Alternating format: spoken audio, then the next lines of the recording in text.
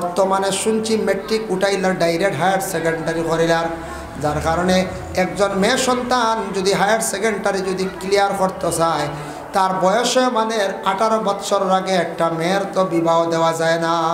যাইবনি এখন আর পারবানি 18-র আগে বিবাহ, ছেলে হোক বা মেয়ে হোক বা, জি না, খালি বনেদি দৌড়াইতে লাগবে বলা গাড়ি।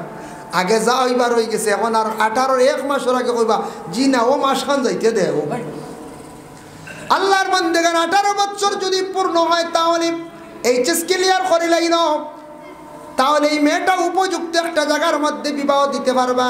সাধারণ যে কোনো মানুষের মেয়ে সন্তানের শিক্ষা যোগ্যতা কতটুক চায়, হইব মেট্রিক পাস দিন হায়ার সেকেন্ডারি পাস, একটা কি নিচে হইলে বিলকুল মানুষে বর্তমান সময় এলাও করে না।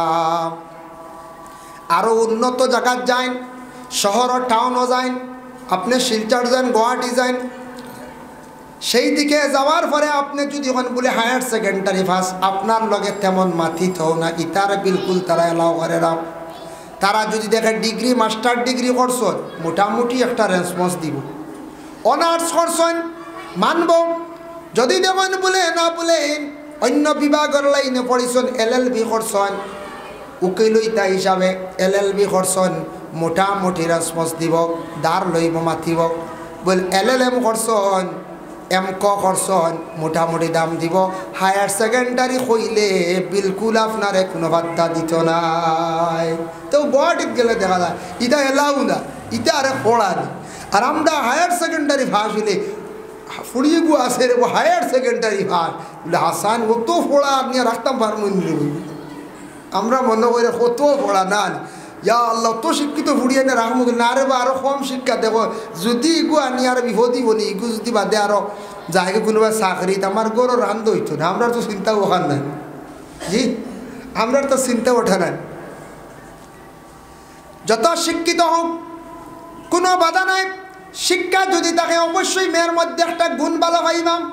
ছেলে যদি তার মধ্যে যদি শিক্ষা থাকে, একদিকে যদি সামান্য তার মধ্যে যদি কমই থাকে, অন্যদিকে শত গুণ তার গুণটা জীবনে আপনি ভালো পাইবা। কারণ শিক্ষার একটা আলাদা গুণ আছে।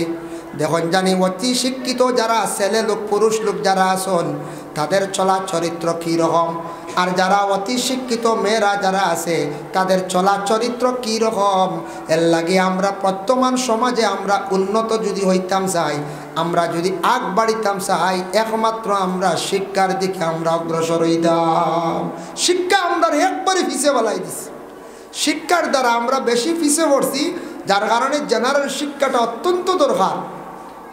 আরেক জিনিস খেয়াল করবাম, যে ফ্যামিলির দেখবা গার্জেনটা কইবা 7 পাস করে লাইছে, ফুয়ার ফড়াইবার খাম নাই, ওগু রুজিত লাগাই দিই, ও বেড়া লাগে। ছোট ভাইয়ে কইব, মাইজলা ভাইয়ে কইব, বড় ভাইয়ে পড়েছেন 7, আমি 8, আমি কম নি, তানটা কি বেশ, আমি 8ও বালা। এর বাদর কি উঠিয়া কইব হেইন 8 নি, আমি 9 মেট্রিক হইয়া আসছে, তানটা কি আমি আরো বালা। হে আর বাড়িতো না। আর যদি কয়রে বলে আমার বড় ভাইয়ে মেট্রিক পাস করছেন, কম্পিউটার ক্লাস করছেন, বেসিক করছেন, আমি কমসে কম আমার বাইটা কি আরো বেশি পড়ার চেষ্টা করি যাই, আর নাইলে তো আমার বাইটা কি তো আমি নিচে থাকবো। এর লাগে বড় যে ছেলে আছে মেয়ে আছে এরারে আগে আমরা পড়াইতাম, অজ্ঞে বাদ বাকি ছোট ভাইয়াইন তরে বনিন তরে পড়ার দিকে অগ্রসর করাইব। আমরা আগে বড়ত বাড়ি মারি দিই না, বাড়ি মারিয়া তো আমরা বেড়াটা লাগাই, এর লাগে আমরা ঘরে পড়ে যাই প্রায় জায়গা। যার কারণে বিশেষ করে আল্লাহর বন্দেগান ছাত্র জীবনের আরে অধিক পয়সা করে দিতে না দিলে তারা নষ্ট হয়ে যাইব। টাকা পয়সা যদি ছোট থাকতে বেশি দিলেন, আর একবারে খালিও রাখতাম না। যদি একবারে পয়সা দিন না, একটা দোকানকে জাফটা মারি দিব, মানুষে চুর হইয়া ডাকিবা, অমুকর ফুয়া চুর হইয়া ডাকিবা, এর লাগে কিছু পয়সা করিও দিতা। ছেলে সন্তানকলার জীবনে মা বাবা নসিহত করক্কা, বাবা স্কুলে যাইবা, যাওয়া আসার সময় মুরব্বী ভাইলে সালাম করিও। যুবক বড় ছেলে দেখবা তারার দ্বারা কোনো দিন তুমি তেন আড্ডা দিও না। শিক্ষকদের সঙ্গে তুমি ভালো ব্যবহার করিও। তোমার সাসার লাগি আমরা লাগ বাবা, কিন্তু তুমি সাসার লাগি তুমি দুশ্মনী করিও না। এটা আমরা সন্তানা দিয়ে আপনারা নসিহত করতাম।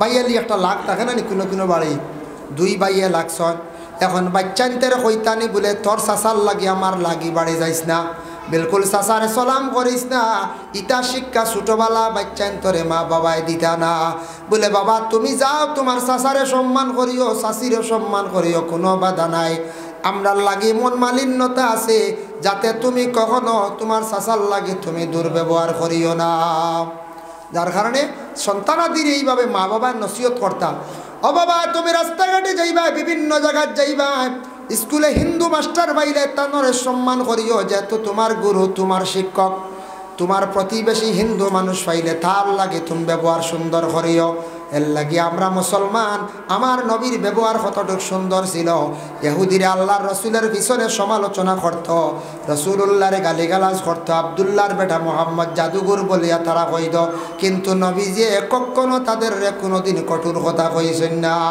আমার নবীজির জীবন আদর্শের প্রতি আমরা খেয়াল করতাম লক্ষ্য করতাম যার কারণে প্রত্যেকে যার যার সন্তান হলর এইভাবে নসিহত করতা আগে আগে ইলেক সময় আসলো আমরা দেখছি সম্মান করতা ছোটরায় বড়রারে বড় মুরব্বী হল দেখলে ছোটরা যাইতা একটু সরিয়া ইনু যাইতা না আড্ডা দিতা না এখন এটা বেশ খুব কম মানন কম মানন বড়র দ্বারও গিয়ে আড্ডা দেওয়া লাগাই দিই বুঝেছেন সর মুরব নাই মুরব্বী হলর দ্বারে যাইতা পড়ুয়াও নাই আমরা এক উস্তাদি উঠিয়া কইসলা রে বা বালা মানুষের লাগি রাস্তা 3টা মধ্যমর লাগি 2টা আর যারা একবারে বেয়াদব এরার লাগি ধাক্কার ধাক্কা দেখছেন হইলাম কিতা হুজুর হক আছে হইলা আদবওয়ালার লাগি রাস্তা 3টা আর মধ্যম আদবর লাগি 2টা আর একবারে বেয়াদবর লাগি ধাক্কার ধাক্কা হইলাম বুঝলাম না হুজুর হইয়া দেখা প্রথমে কইলা বালা মানুষের লাগি 3টা রাস্তা মানে আদবওয়ালার লাগি দেখবা ওবায়দি চাচা আইতরা বা আর একজন মিয়াসা বাইতরা আর একজন মাস্টার আইতরা এমনি সাধারণ কোনো বাই আইতরা তানো যদি আদব বালা থাকে লেহাজ থাকে এন যদি আদব বালা থাকে এন কইবা একটু সরিয়া যাই শরম ঘরের সম্মান দিবা হেইন যাইবা সরিয়া তাই নকইবা একটু সরিয়া যাই রে বা ধাক্কা লাগি যাবে শরম তাইন যাইবা এক রাস্তায় এই নজাইবা আর এক রাস্তায় আর মাঝে দি রইছে আর এক রাস্তা এর লাগি আদবওয়ালার লাগি 3 রাস্তা বুঝবাইছেন হাসাও তোলা হয় না আদব থাকলে দেবা একটু সরিয়া যাইবা ইনো বেটা গোসাইতো না হ্যাঁ সরিয়া যাইবা মধ্যম আদবর লাগি 2টা বলে কি দা বেশ শর্ত নাই এই নদীকে যাইবা এই নদীকে যাইবা এই 3 রাস্তা নাই 2 রাস্তা আর যারা বেয়াদব ধাক্কার ধাক্কা এ খেয়াল করতো না যাইতে সময় ফোনা লাগাইয়া মারবো ধাক্কা আর হেই নো বেয়াদব বুঝতা না পড়তা না তাই নো মারবা ধাক্কা বুঝাইছেন ও বেয়াদবে মারবো ধাক্কা ও বেয়াদবর লাগি ওই লোকের ধাক্কা আর ধাক্কা উস্তাদে কইসলে একদিন এর লাগে এটাও একটা নসিহত নানি কোন চায় আমি কোন জমানাত শুনছিলাম ক্লাসও আজ একটা মনে হয়েছে কথার প্রসঙ্গে কইলাম যার কারণে মাত যেটা একবারে বাস্তব নিয়ে না কোন চায় বাস্তব এর লাগে আমার কইসল কিছু ইসলামিক শিক্ষা অতএব কিছু উলামা হাফিজ নিয়ে আলোচনা করতাম বাবা এখন আমি মূল বিষয়ের মধ্যে আপনাদের সম্মুখে আমি যাই আমরা জেনারেল শিক্ষার জন্য ছেলেরা মেয়েরা স্কুলের মধ্যে দেই দিতাম জেনারেল শিক্ষাটা খুবই প্রয়োজনীয় খুবই দরকার তবে যুবক ভাইয়ান খেয়াল করবা যারা যতটুক পড়িছেন পড়াটারে আপনি কাজও লাগায় অনেক আসি মেট্রিক পাস করিয়া তারপরে বেকার হয়ে যায় আপনার জীবনে আপনি চিন্তা ধারণা করিয়া আপনার লাইফর আপনি কি করক্কা চিন্তা করক্কা যাতে পড়াটা কাজও লাগে পারলে কম্পিউটার ক্লাস করুন কম্পিউটার এটাও শেখার চেষ্টা করুন জিন্দগিতে আপনার ফায়দা হইব আর বালা হাতর কাজ জীবনে শেখার চেষ্টা করেন আপনার জীবনে হাতর কাজ যদি 25 নম্বর বয়সের ভিতরে যদি শিখতে পারেন না আপনার বাকি জীবনে আপনি বড় কষ্ট করবা 25-এর ভিতরে শেষ হয়ে যেত খাস কাম শিকা জীবনে নিজের হয়ে দাঁড়ানি বলে কিলা 16 বছর 18 বছর পড়েছেন বাবার দায়িত্বে আসলা বাবায় কইছেন নি কোনোদিন যাওয়ার উচিত না কইছেন না এমনি টুকটাক খাস ভাসিছন কিন্তু 18-20 বছর হইয়া আনলে পড়া শেষ বাদ দিলেইছন আর পড়িতা নাই তখন বাপে কইলেন বাবা আর বাড়িতে বইলে হইতো না যাও কোনোবা বারো তখন তো যাওয়া লাগবো বেঙ্গালুর চেন্নাই আয়ের পরে আমরা মিজোরাম বিভিন্ন লাইনে বা কোনো ব্যবসা বা কোনো কাজ একদিকে বাড়াইতে লাগবেই না লাগবো আমাদের দেশে বিশেষ করিয়া ভারতবর্ষের মধ্যে আসাম রাজ্যের মানুষ বেঙ্গালুর চেন্নাইয়ের মধ্যে 4 গেটের চাকরি কড্ডা গিয়া বর্তমানে সারা ইলাক ছেলে পাইছি ও ওখটার উপরে নির্ভরশীল, কিন্তু বাইর হাতর কোনো তেমন কাজ নাই। একদিন বুগিতে পারেন, হঠাৎ একদিন বেঙ্গালুর চেন্নাইয়ের মধ্যে নতুন কোনো আইন করে দিতে পারে, মেট্রিক পাস না হইলে এই ধরনের আমরা কোনো ডিউটি দিতাম না। এটা আইন করবেন না, আগে দিবেন চাই খরিদতে পারে। এখন যে ডিউটি করছিল 7 পাস 8 পাস, এখন 8টা যেমনি আইন করব, এখন তাই কিতা করতাম না। আছে মেকানিক্যাল কাজ, না আছে কোনো ওয়ারিংয়ের কাজ শিখছন, না মেস্তরের কাজ শিখছন, না ড্রাইভারই শিখছন। এখন চলা কঠিন হইবেন না, এখন যায় কঠিন হয়ে যাইবার লাগিবাই। আইন জীবনের মূল্য আছে, দাম আছে বাইরে। আপনার 18-20 বছর পূর্ণ হয়ে গেছে গিয়া, 20 থেকে 25 নম্বর বয়সের ভিতরে আপনি যে কোনো হাতের কাজ শিখন, জীবনে কর্ম করেন, আপনি মেহনত করেন, আপনার জিন্দগির একটা মূল্য আছে বাইরে। এর লাগে আমি একটা উদাহরণ আপনার সম্মুখে আনি। আর আমাদের করিমগঞ্জ ডিস্ট্রিক্টের মধ্যে একটা ছেলে, সে কিন্তু শিক্ষিত ছেলে মানুষ, সে হইল মিডিল ইস্টও যাইতাম, ও দেখো তার মধ্যে শিক্ষার গুণ। আমরা কইলানি ভাই সাহেব এগু ভিসা দিও, বাইরেও এগু ভিসা দিও, বলে কিতা, বলে এগুইল গিয়া গেটম্যান কিবা তো সেলসম্যান, কথা নানি। ও তো মোটামুটি শুনিয়া ওটার ব্রেস করে জায়গাত গেলাম গিয়া। কিন্তু শিক্ষার গুণ দেখো, অতি শিক্ষিত একটা ছেলে, সে কিন্তু বিএ পাস ডিগ্রি করেনা, হে গেছে মুম্বাই ট্রাভেলস গিয়া, কইছে কোন ধরনের ভিসা সব থেকে বালার, কোন কাজ করলে জীবনে পয়সা কামাইতাম না।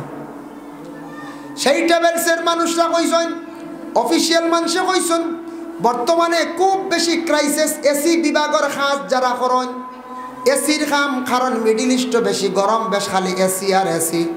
এসির যারা কাজ শিখব, এসির যারা ডাইরেক্টর বনতে পারবো, এসি যারা সেটিং করতে পারবো, ওটার খুব ভ্যালু বেশ, টেকাও বেশ। বলে ঠিক আছে কইয়া বাইর হইছে গিয়া এসির কাজ করা শিখছে। 5 বছরের ভিতরে ছেলেটা এসির কামটা কমপ্লিট করছে, বড় কষ্ট করিয়া, বড় মেহনত করছি। 5 বছর বাড়িতে আইছে না, বুঝবাই পারি। 5 বছর কমপ্লিট করার পরে দুবাইয়ে তারে টান মারছে, বলে ট্রাভেলসের মধ্যে আইছে অফার। দুবাইত গেছে, গিয়া যাওয়ার পরে সে লাইসেন্স লইছে, মানে সার্টিফিকেট লইছে, পুরা মেকানিক্স ডাইরেক্টর পর্যন্ত হয়ে গেছে গিয়া। সে যখন গিয়া দুবাইয়ের জমিন ফাও রাখলো, তার এই সার্টিফিকেট দেখিয়া, তার কাজ দেখিয়া ওপেনিং 99,000 তারে বেতন দেওয়া হইল। বুধবাইতে ওপেনিং এখন আরও বাড়িছি, তা বাক্কা আগর গফরিয়ার, 6 বছর আগর গফরিয়ার, যে 99,000 ওপেনিং বেতন। এখন দুবাইয়ের শহরও একটা বিল্ডিং বইছে কমপ্লিট, মনে করো কইনো 48টা রুম আছে, কিংবা তো 100টা রুম আছে। কীভাবে এসি লাগতো, কীভাবে এসিটা সেটিং বইতো, এটা হেগে খালি দেখাইয়া দে, খালি ড্রয়িং আঁকিয়া দে। তার 200 রিয়াল, 300 রিয়াল, 500 রিয়াল, 10,000 রিয়াল, এখন মাসত 2-2.5 লাখ রুজি করে। কারণ ও যেন মূল শিক্ষা অর্জন করছিল, শিক্ষাটারে সে কাজও লাগাইছে, যার কারণে আল্লাহর বন্দেগান তার টাকা পয়সার অভাব হয়েছে না, জীবনে মেহনত করছে। বাইরে জীবনে মেহনত মহিলা আসন, কিন্তু এর মধ্যে কিছু সংখ্যক যাদের চরিত্র তেমন সঠিক না, ঠিক না, এরার কারণে আমরা ইসলাম ধর্মে বড় লজ্জিত, আমরা বড় শরম। কিছু সংখ্যক কিছু জায়গার মানুষে হয় বলে এইভাবে মুসলমান সমাজের মানুষদের এমন বুড়া খালচার, এটার কারণে আমরা শর্মিন্দা হয়েছি আর কিছু কিছু জায়গায়। আল্লাহর বান্দেগানের জন্য বিশেষ করিয়া দেওয়ান, যার কারণে আমরা বুনিয়াদী শিক্ষার উপরে আমরা সারা গুরুত্ব দিতাম। 2 নম্বরে আতাকছে গিয়া বলে আপনার ছেলে স্কুলে দিছন, স্কুলের লাইনে পড়াইতাম। এখন আকুয়া আপনার 2 জন ছেলে আসন, 3 জন ছেলে আসন, মেয়েও আল্লাহ দিছন, মেয়ের আর তো মাদ্রাসা দিতে পারত না। এই সিস্টেমের মাদ্রাসা বিশেষ করিয়া বরাকবেলিতে একবারে কম, বরাকবেলি মেয়েরার মাদ্রাসা কম। বানাত যেন হয় বিন্তুন বেটি, আরবি শব্দ হইল বিন্তুন, তাকি বানাতুন বহু বছর শব্দ আইছে মহিলাদের মাদ্রাসা শিক্ষা প্রতিষ্ঠান। মহিলাদের মাদ্রাসা যেটা আছে, সেই মহিলাদের মাদ্রাসা আমাদের বরাকবেলিতে কম আছে। কিন্তু আপনি হুজাই ডিস্ট্রিক্টের মধ্যে কিছু পাইবা। আর বরাকবেলি আমার জানা মতো 2-3টা মাদ্রাসা আছে। আসিমগঞ্জ এলাকার মধ্যে একটা আছে, আপনারা পুড়াউড়ির সাইডে একটা পাইবা, বরশিলা সাইডে একটা পাইবা, বাঙ্গার মধ্যে একটা আছে। বাবা এইভাবে বানাত মাদ্রাসাগুলো আছে। আমাদের দেশে কিছু মানুষের হয়তো ধারণা থাকতে পারে বলে বানাত মাদ্রাসা পড়াইয়া লাভ কি?